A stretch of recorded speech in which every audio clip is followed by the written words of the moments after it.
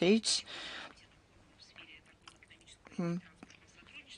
They welcomed the proposal to conduct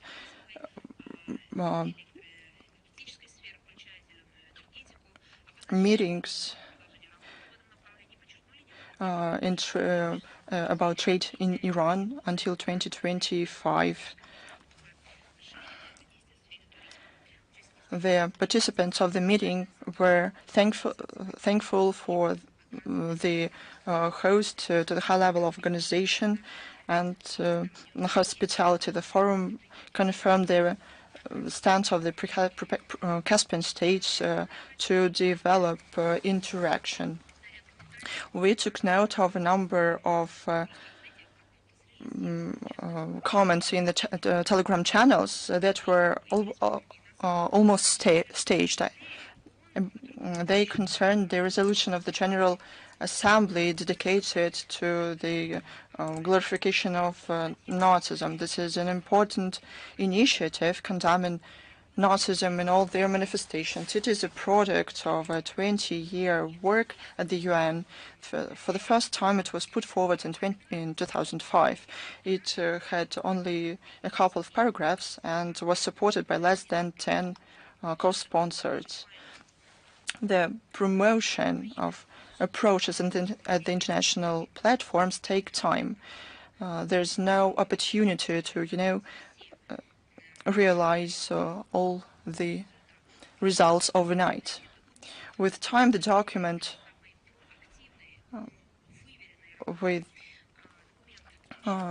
received the title that directly explains the essence of the initiative. It is the countering the glorification of Nazism. It received the text. The text became more comprehensive and reflects the position of our country. It expresses serious concern regarding the war against monuments of fighters with Nazism and soldiers liberators, including the desecration and demolition. In some countries, it became a state policy. It confirmed the SS and all its units as a military organization under the verdict of the Nuremberg Tribunal. At the same time, it expresses outrage about torchlight processions and marches to glorify Nazis. This list also includes the inauguration of memorials, renaming of schools and other facilities in honor of those who fought on the side of Nazis. It's concerned about the attempts to nationalize those who fought in the anti-Hitler coalition during World War II. It condemns the attempts of certain countries to prohibit symbols associated with the victory of Nazism. This negatively influences children and is completely incompatible with the commitments of the UN member states under the UN Charter. Such actions fall under Article 4 of the International Convention on the Elimination of All Forms of Racial Discrimination. It demands to fight all these manifestations up to prohibiting them by the criminal law. Thus, the result of consistent and perennial work of the Russian delegation, and this continued during all those years, was the endorsement at the UN level of all approaches principle for us and other like-minded states to do with the preservation of historical truth and countering attempts to falsify the outcomes of the World War II. It is important. Now, 40 countries from all regions of the world are co-sponsors.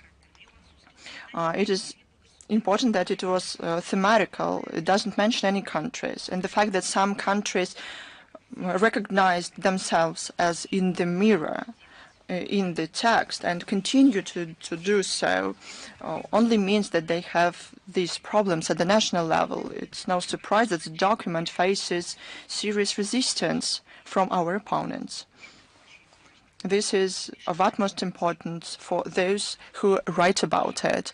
Over 20 years, the US, Canada, Japan, Great Britain, Switzerland, Australia, Norway, Ukraine, and the EU countries always voted against or abstained from voting and attempted to make countries of the Global South not to support it. For many of them, the country in this particular text became the main issue. It would be funny if it wasn't so sad.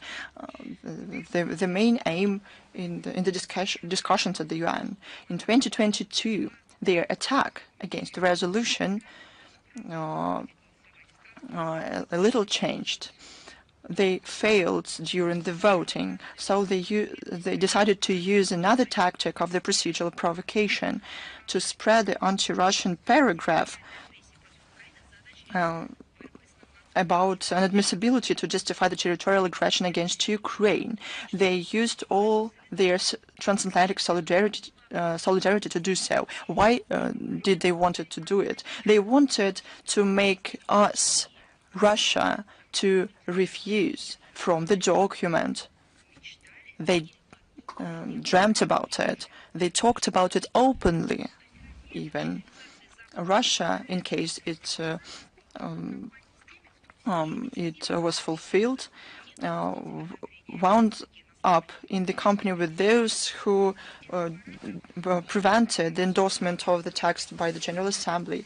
This paragraph does not make the text of the resolution acceptable for our opponents. They understand that the resolution is still the same, so they continue to vote against it anyways. But they have another goal. They wanted to this text to disappear. In this situation, Russia, together with like-minded states, decided not to give in to this provocation.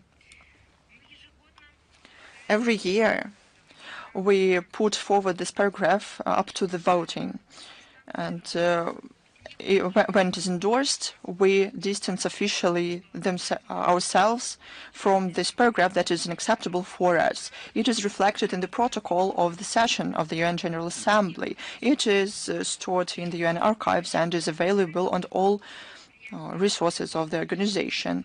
I would like to draw your attention to this fact. Neither Russia nor other co-sponsors are not tied by the text of this paragraph. When we never talked about supporting it, we work steadily against this provocation and this unacceptable paragraph for those with common sense.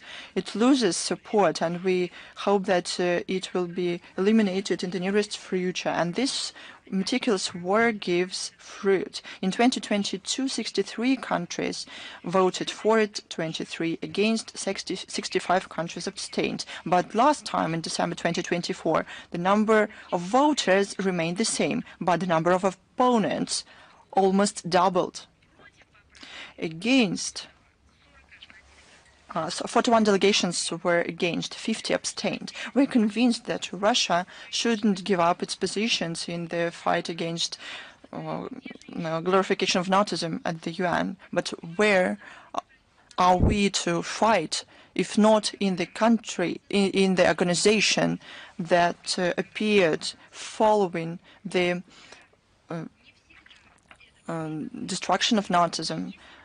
Not always victory comes immediately, and we don't always manage to achieve our goals immediately, but we have to fight. And sometimes we have to combine both desire to settle the situation momentarily and meticulous work. We fight through diplomatic means for the interests of our country, but we also unite the international community on this important issue. We continue working on the resolution, not a week before it is up to the voting. We fight the amendment to the resolution, not an hour before the voting, but every day. Did those provocators know about it, including in the Russian information space? They did not. Do you want to help? Let us unite our capabilities, potential and resources.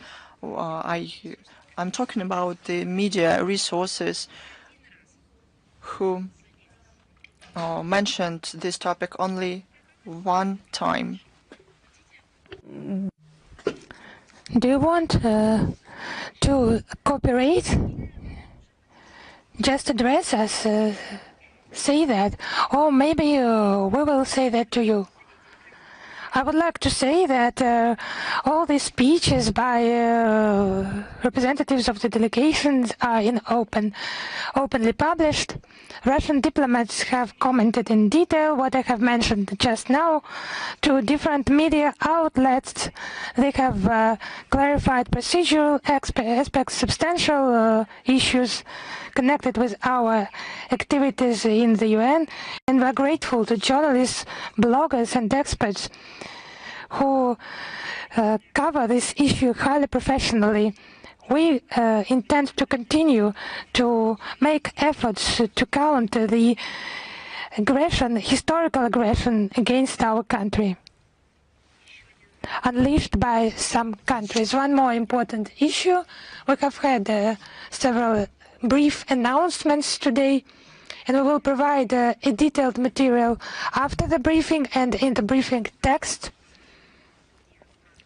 There will be the second stage of the SCO International Chess Tournament.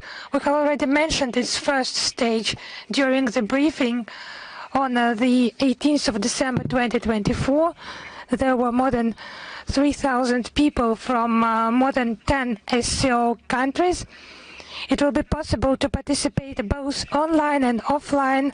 The second stage will be joined by even more participants, and there will be another stage of the tournament on My Chess platform, and there will be participants from more than 15 countries. The final of the tournament will take place in July 2025. We will provide links in the text of the today briefing, and we invite all the chess players to participate in this landmark event. On the soon it will be an anniversary of the Nuclear Non-Proliferation Treaty, and we will publish a detailed material on our website. And cultural humanitarian cooperation from the 26th of February until the 2nd of March. Now, exhibition fair of folk arts and crafts is held of our entire motherland, Russia, Spring Fantasy, Ladia. There are many questions. Just visit Ladia, this exhibition, and you will have a look what we protect, what we fight for, what is vital for us.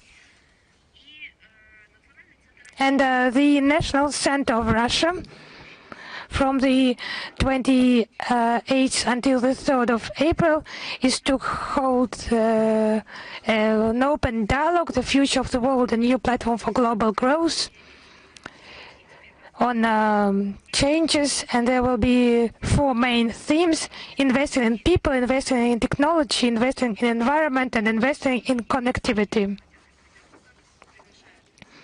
We invite everyone who wishes to participate to provide their ideas on the growth of the global economy in essay format until the 9th of March 2025. We reassure you that all the links will be posted in the briefing text. The authors of the best essays will be invited to participate in person at National Center Russia from the 28th until the 30th of April 2025. There will be allow the delegation visiting and Vientiane Days in Moscow held with the support of the Department of Foreign Economic and International Relations of our capital. It will be a possibility to study the history of Laos in detail, and the Moscow Chamber of Trade and Industry will hold a business forum and presentation exhibition of Lao goods. The participants will discuss cooperation in tourism, culture, trade, IT technologies, energy, and Vientiane Days will become a platform for further cultural exchange and strengthening ties in business sphere. It will be the continuation of the tradition like Days of Moscow in Vientiane that were held last year in 2024, and it will be an important milestone in the cultural life of the city and our international relations. We also have the anniversary of the relations between the USSR and the Holy See. Two countries that are not similar at all have made a step towards each other, trying to establish dialogue and cooperation. A lot of experience has been accumulated in cooperation in science, culture, education, history, archive, healthcare. Now the dialogue is based on mutual respect, traditional values, and preserving the civilizational identity.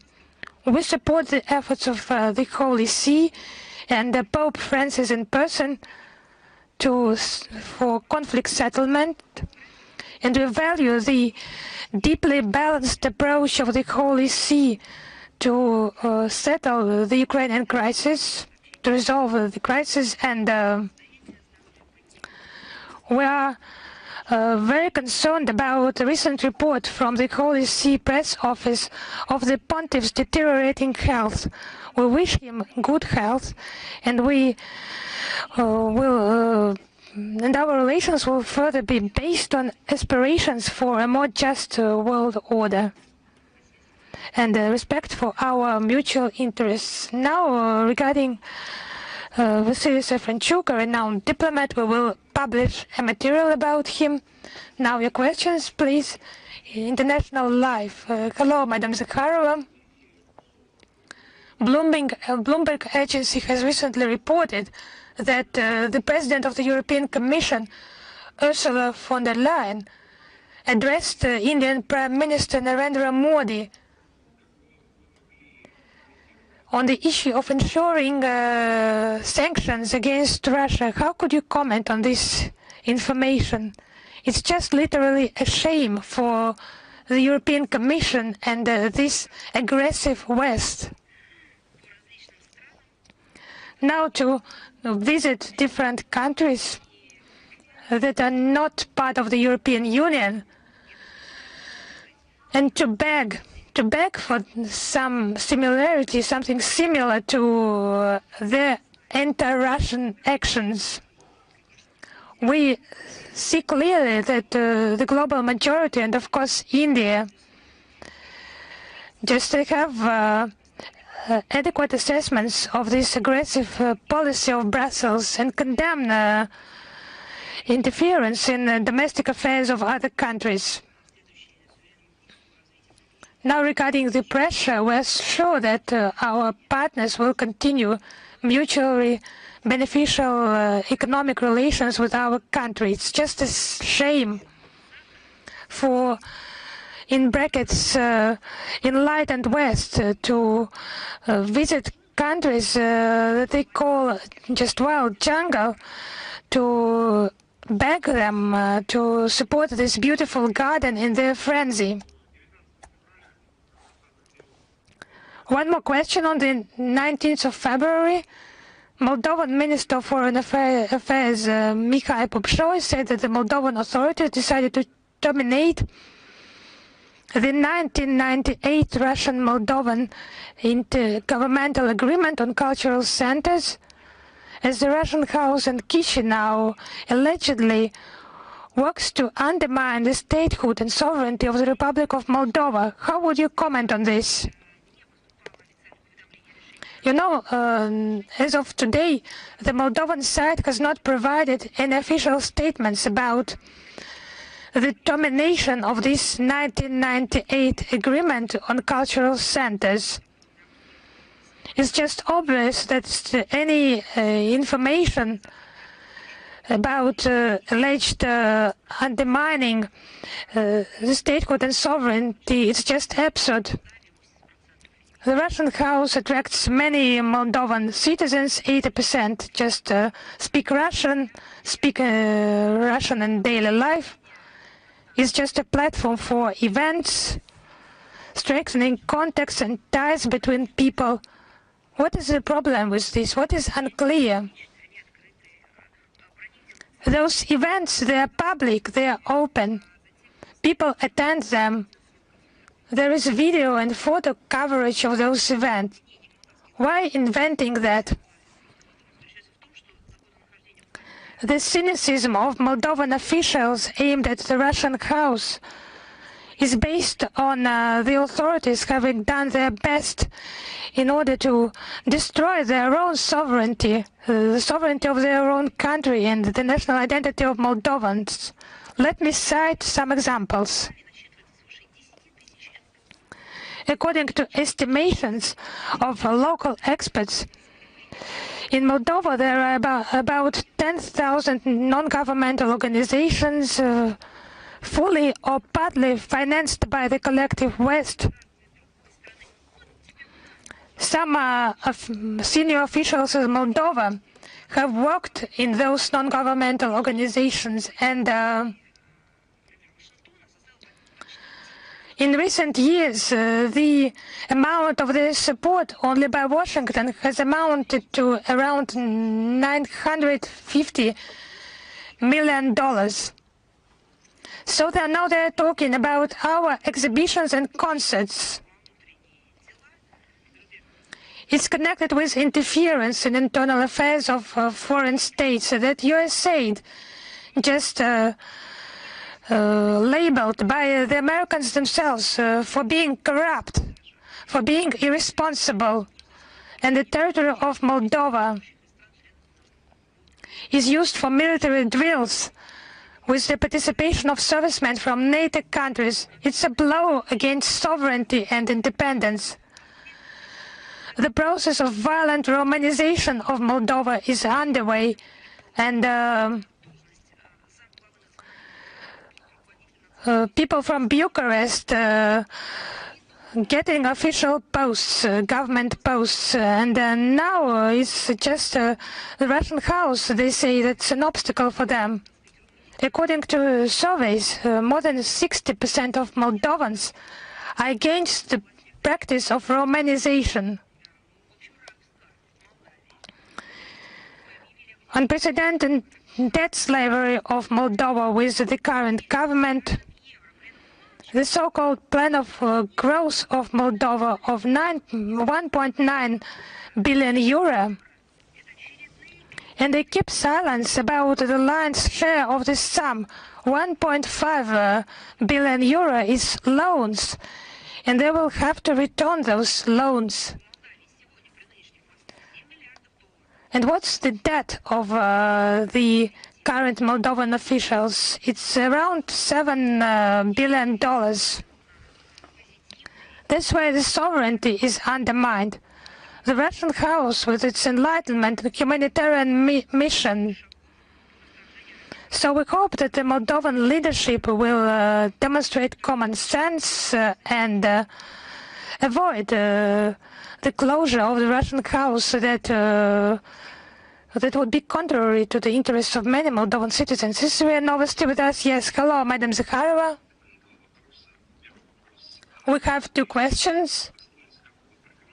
One of them we have already mentioned, that how would you comment on Weimar Plus meeting on the 12th of February and the Paris meeting on the 17th of February on support for Ukraine. Well, we see many statements from Brussels, the capital of Europe, about the main topic, the escalation of conflict and avoiding any peaceful initiatives. That's the major idea that accompanies any event. It's an admissible peaceful settlement. It's just a priority, it's just an aim, a target for Brussels. They openly say that they will sabotage any deal, any process, negotiations process, in any way. Now they have invented a story about sabotage, non-participation in negotiations process. It's just harmful for themselves. It's just stopping a train, by stepping on the railway. It's the same thing.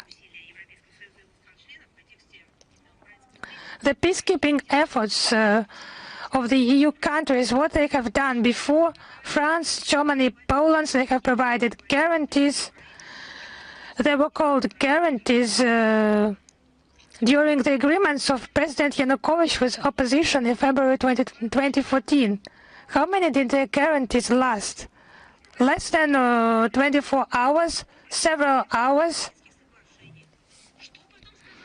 In 2015, the UN Security Council approved the package of measures for the implementation of the Minsk agreements. What did Angela Merkel say afterwards? They were not going to implement those and just use them to prepare the Kiev regime for war. They just called upon avoiding any negotiations with Russia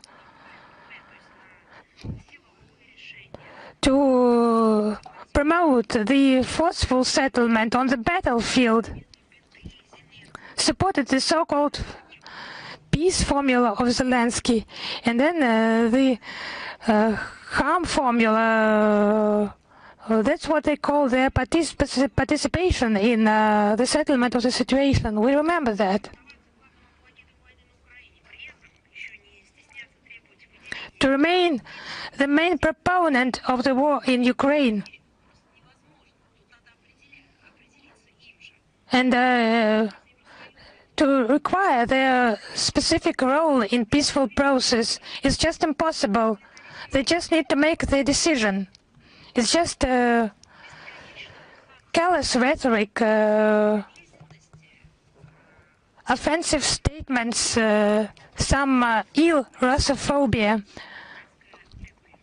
It would be possible to speak about any input of Brussels into Ukrainian settlement without that. If you allow me the second question. In the media, Abkhazia is widely discussed based on the second round of presidential elections on the 1st of March. How would you comment on this topic? We closely follow the development of situation in Abkhazia because it is connected with Russia with longer friendly ties. We cooperate with those citizens, provide cooperation to those who have Russian citizenship in a comprehensive manner. The telemedia center has been inaugurated in a local Republican hospital. The medical examination of Abkhazia school children has been launched. It will facilitate further development of Abkhazia and create conditions for Russian tourists visiting this country. Regarding the elections, the Russian side will send observers on the invitation of Sukhum, and they will monitor the process of voting.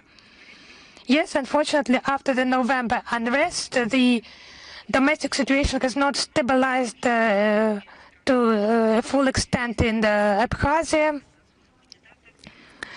And we hope that any citizens will have a possibility to freely vote for his candidate,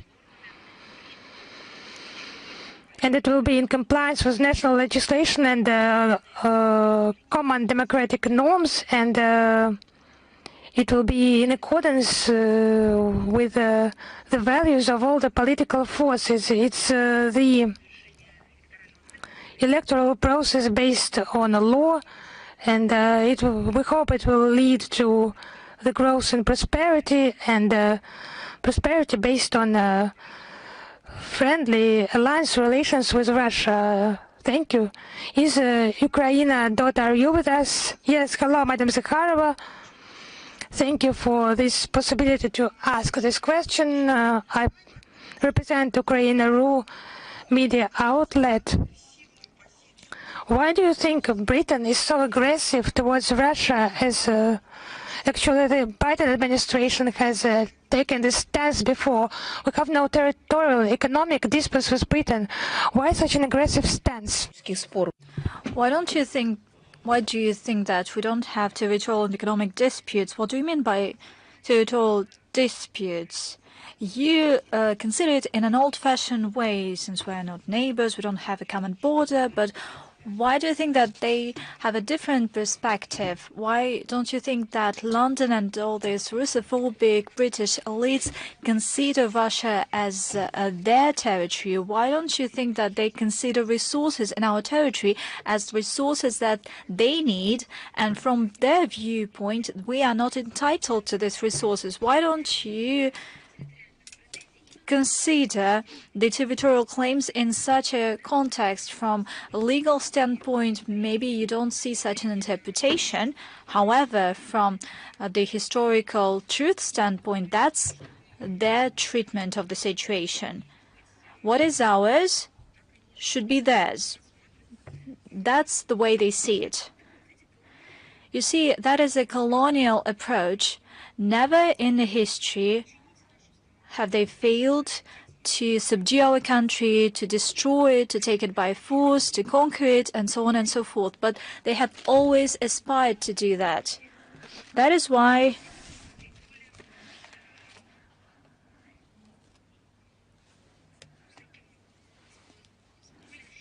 I kindly ask you to take a broader outlook to this language. As for the economic disputes, we do have these disputes. If they impose sanctions, that means that they are not happy with win-win cooperation partnership. That means that they don't need that. However, that is exactly what we suggested them. Why so? Then let's get back to the first point. They don't consider our territory as the area that should be ruled by our people, by our nation, and they deprive us of the rights to use our resources. Madam Zakharova, thanks a lot. And a brief question. Could the UK be kind of a trigger for war against Russia in Ukraine? I don't quite get what you mean. We say that they are an unfriendly regime, and that's the way they behave. Thank you. The Moscow Post, are you here with us? Hello, we have 3 questions right now. Can we expect that unrealized Kizil-Kuragina railroad could be part of Russia-China-Mongolia pathway? And what is the take of Chinese and Mongolian neighbors to this project? You know, the implementation of various projects that you've mentioned are within the purview of the economic sector of the Russian government. You can ask a question there. This issue is being considered by the parties of interest, but only our financial and economic center could give detailed comment in this regard. Thank you. The next question. Press Secretary of the Azerbaijan Foreign Ministry said that Russia Today office is closed. Previously, Baku closed the Russian house. What is happening? We keep in touch with the Azeri side on this issue, and we outlined our position to the colleagues in Azerbaijan on this very important issue to us. I believe that it is important for Baku as well. We look forward to a constructive response, and by joining hands, we'll be able to reach some win-win solutions, and we hope that our partners will be guided by allied nature of Russia-Azerbaijan relations, and they will abstain from doing damage to bilateral ties that are versatile between our countries and peoples. We hear and understand the rationale. The law is the law. There's no contesting it, but we can always find win-win solutions and ways to resolve the situation. That is why I do not see any contradiction here between abiding by the law and normal, mutually respectable relations to resolve the situation. Thank you. And the third question. For the first time, the U.S. refused to co-sponsor an anti-Russian resolution at the UNGA. Washington came up with its own document, not accusing Russia. As Nebenzia said, this project was distorted and the U.S. refused from voting. Could you please get an idea of what is happening? We commented on that several times. There is a written comment of the Foreign Ministry as well as oral explanations. I just can provide you detailed information and publish it today. That would be great. Thank you. Izvestia, are you here with us?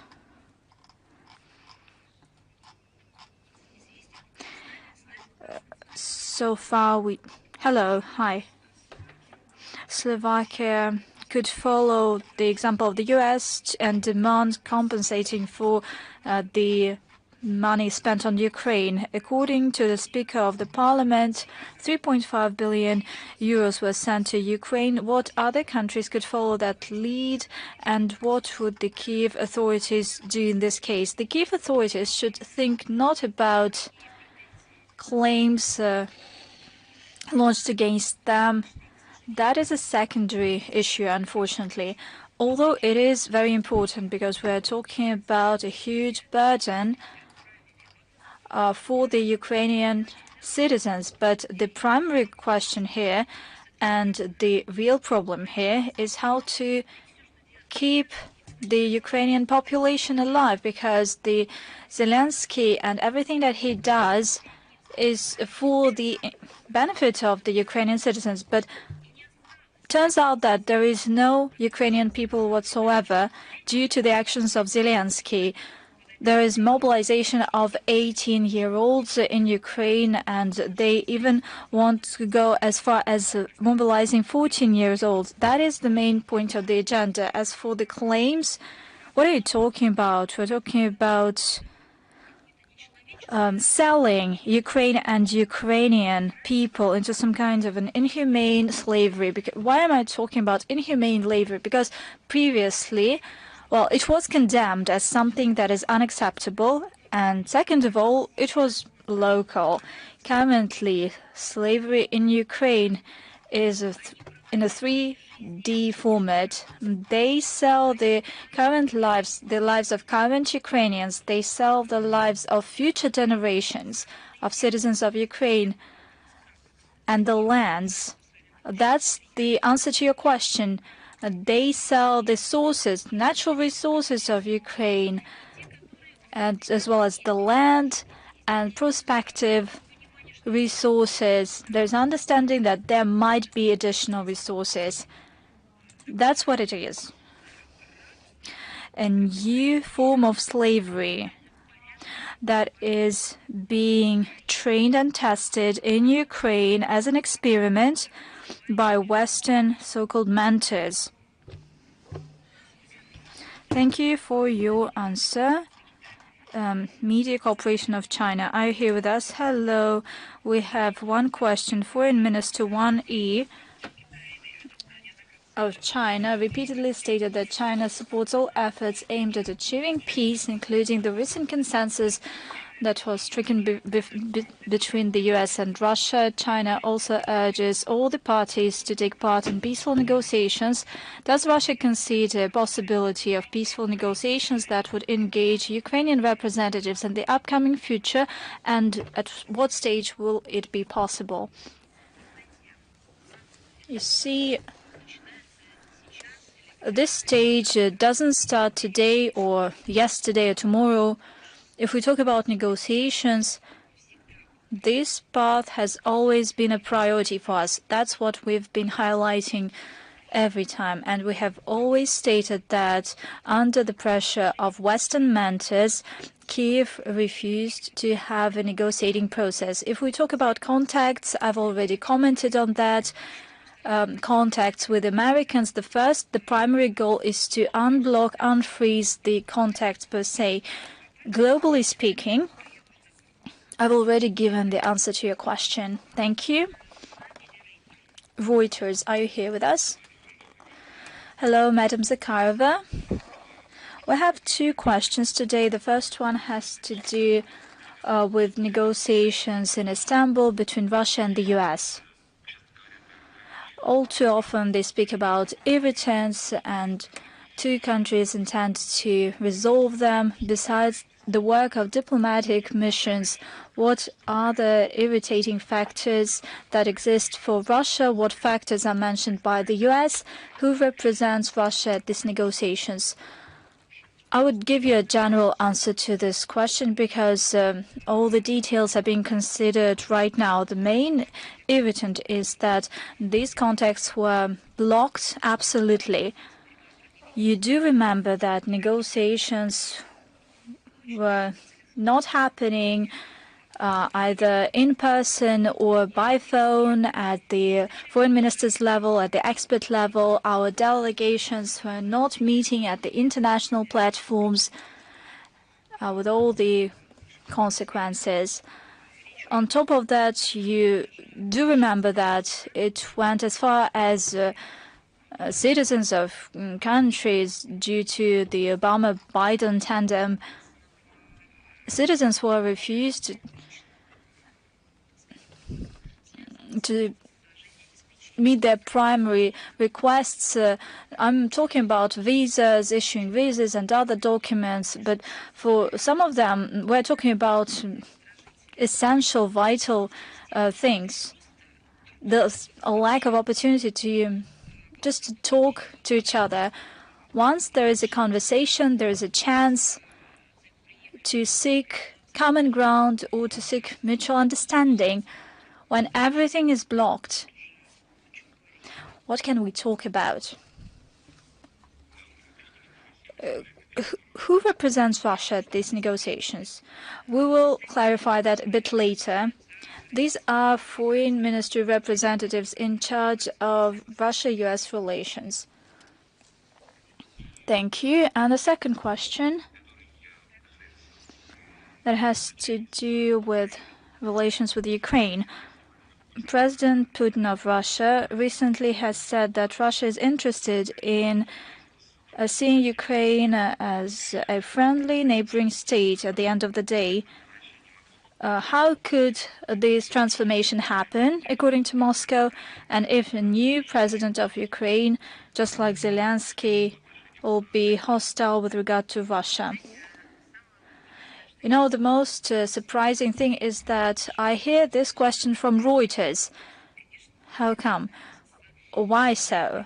Because Reuters is linked to the history of Britain, of the British Empire. Currently, it is a media outlet holding of the Anglo-Saxon world. It includes Canada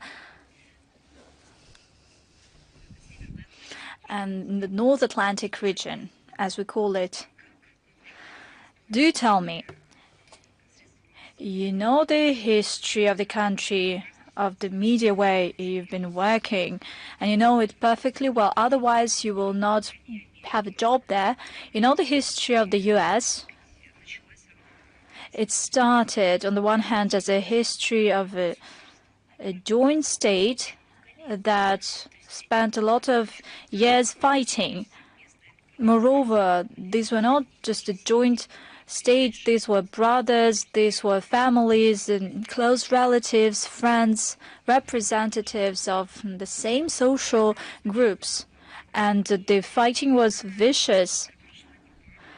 And this war lasted not for several years, but for 13 years, if I'm not mistaken.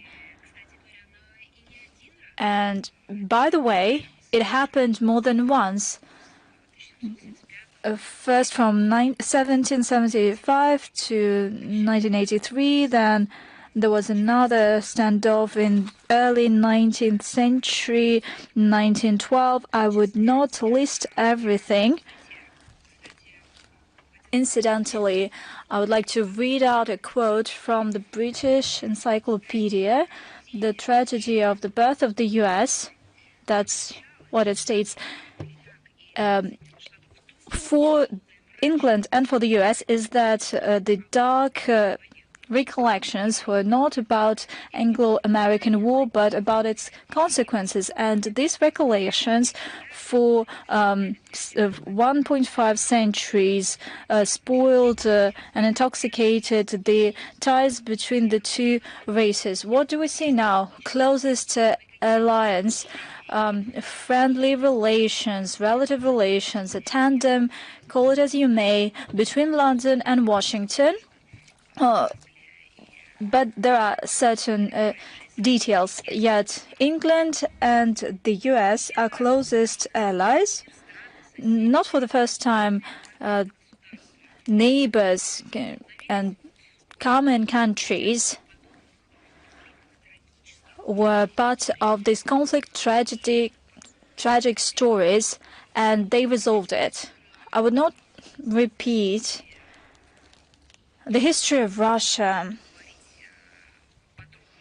and I would not delve into detail.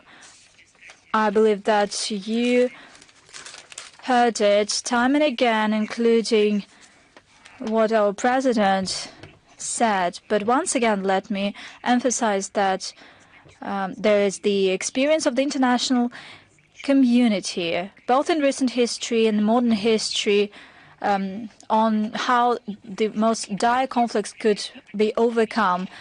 It's not that I wanted to give you this specific example. It's just that you represent a media outlet, the country of origin of whose went through this ordeal. Thanks a lot. The news front, are you here with us? Hello. International news agency Newsfront, a Bulgarian outlet. If I may, I have two questions. The first one, President of France, Emmanuel Macron, claimed that many countries in the EU and outside the EU are ready to send troops to Ukraine as guarantees for the signing of the peace treaty. In the majority of European countries, people strongly against sending troops to Ukraine. What is the Russian stance on this statement by Macron? Everybody is talking about the statement by Macron, and I get an impression that this is some kind of a meme. When somebody says the statement by Macron, everybody starts smiling, and it has some, well, sense to it because he contradicts himself. Sometimes it's wishful thinking. The other thing is that when I answered the previous question, I said that unfortunately Western Europe and the EU has failed its functions as a guarantor of anything on the European continent over the past decade, and I gave you specific examples to that. Probably we can deliberate on that, and for that to happen, they could present some kind of a success story, how they successfully guaranteed something to somebody, and in that case, we could understand what they are talking about. And last but not least, let us advise them not to ponder in hypothetical terms, but to use the current realities on the ground, building upon their past experience, and given the fact that they should be responsible for what they say. Let us wish them this. Thank you. And the second question, if I may, it has to do with 147th anniversary of the liberation of Bulgaria from Russian and Turkish war. There is a national holiday in Bulgaria, and this war is sacred in the history of our countries. Since, thanks to the fraternal victory that resulted in our independence, we continue to cherish it, and we appreciate the liberator soldiers. We cherish historical memory, and we look forward to the celebration on March 3rd. And a question to this regard: given this historic date, will there be any official congratulations via diplomatic or other official channels, and what is needed to revitalize Russia-Bulgaria dialogue at the official level to have positive development of our bilateral relations, and what can you wish to Bulgarian people on this occasion? You are right, the national holiday of Bulgaria is inextricably linked with Russia. It is celebrated on March the 3rd, the day of the signing of the peaceful treaty following the war of 1877-1878. The war resulted in a long-awaited freedom, and it restored the peace on the Bulgarian state with the selfless assistance of the Russian Empire.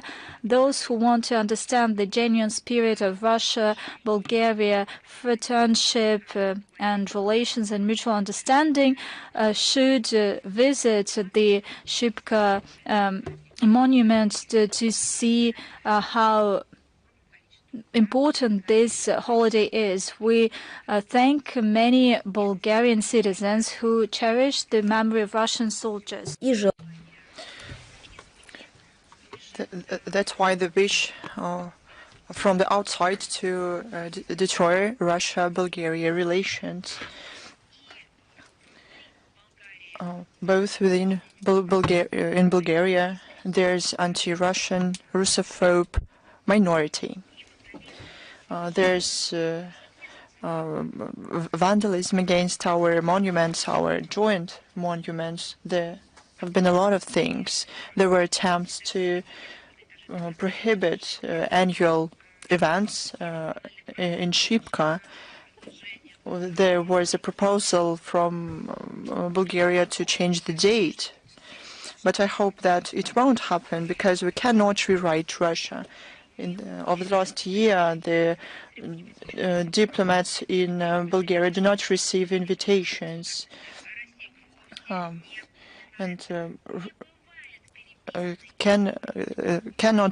history cannot be rewritten. It can be only truthful, otherwise it's lies to ourselves. The practice of mutual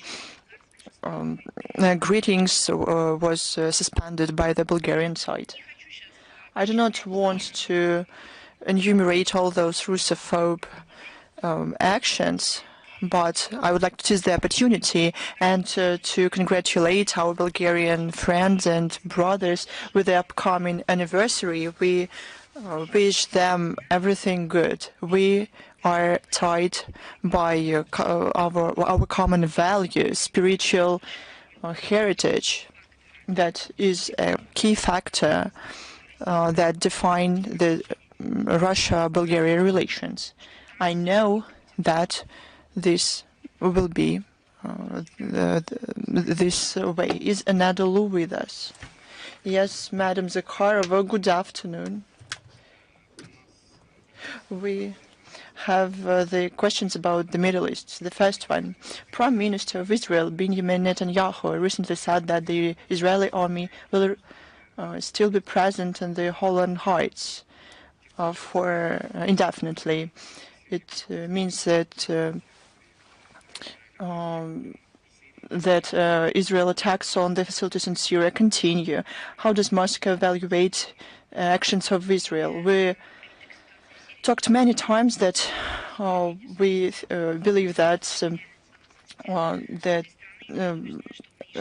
Syria's sovereignty, unity, and territorial integrity should be respected, and everyone should comply with the norms of the international law, and to prevent further escalation. It concerns Israel as well, who violate the Syria-Israel agreement of 1974. We're seriously concerned about the situation, and because it further destabilizes the situation that is already quite difficult in the country. Question 2. Israel continues to block humanitarian aid to Gaza Strip. As a result, 6 babies died, according to Hamas. How does Moscow evaluate these actions of Israel? As far as I understand, humanitarian aid continue to come to Gaza Strip. We also already answered your question to your outlet. We called on all the parties and continue doing so to comply with the deal signed in February, signed earlier. I have only this information for now. And the last question, if I may, it's also about Gaza. President of the US, Donald Trump, showed a video where On and Netanyahu have arrested in Gaza. Is it going to deteriorate the situation in Gaza somehow? I think that in the first question, even in the context of another country, I said the key phrase: we have to do everything not to deteriorate, but to improve the situation. These tactics of the White House, such way of expressing things, such challenges, we'll see what this will lead and how it is going to contribute to the improvement of the situation, and I would like to hope so. It's early, too early to judge and to jump to any conclusions. Let us give them some time so that we can comment on with facts. But until the administration in the White House works only for 2 months, so let us wait and comment on later. I would like to say that Palestinians themselves should express their opinion about this. Colleagues, I have an opportunity to answer only one question. I know that there are a lot of questions and will answer them individually. Let us answer the question to Lenta.ru. Good afternoon. We have a couple of questions. The leader Friedrich Merz, who talked about the support to Ukraine. He talked about the restoration of relations with Russia. How serious, in your opinion, are these statements, and what can we expect of the German government in general? Sergei Lavrov commented on this only yesterday. First, again, we define our role in history and in the situation by ourselves. It is defined by our constitution, and it is not us who should give such evaluations. Probably he started to expand his constituency, I don't know. We identified ourselves, we put everything down in the main law in the country, so I don't see an opportunity to further comment on this. For self-determination, you don't have to look somewhere. This is an important element of self-identification. We know our history. That's why we care about it. That's why we are prepared to defend it. We know how we want to see our country in future.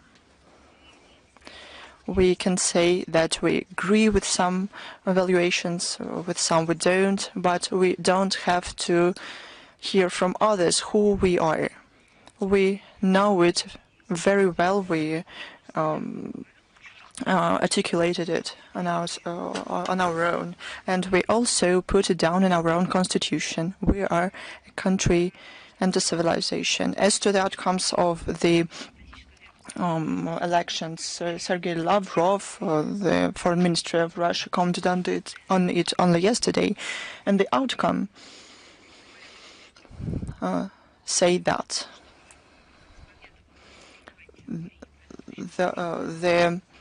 the policies of the previous administration